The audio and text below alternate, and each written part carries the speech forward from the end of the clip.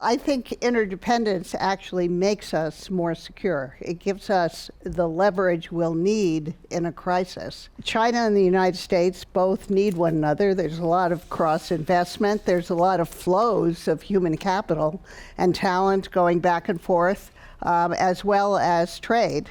If we really need to whack China across the board because they have acted really aggressively, then their dependence on us is going to be very important, and their dependence on all our other friends and allies. But we won't get our friends and allies to join with us now, and not just because of the way Trump has mistreated them, but because they really benefit from commercial exchange with China, and any kind of decoupling is actually going to harm them more than the United States.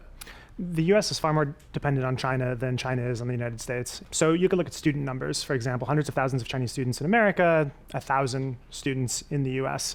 We can look at US courts. US courts are far more free and fair to global companies, US companies, than Chinese courts are. We can look at competition in China, the treatment of Chinese businesses. Chinese businesses get very preferential treatments across various different sectors.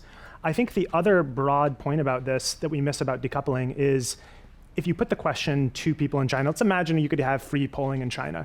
The most innovative, the most creative, the bravest people in China don't want the Communist Party to be ruling China.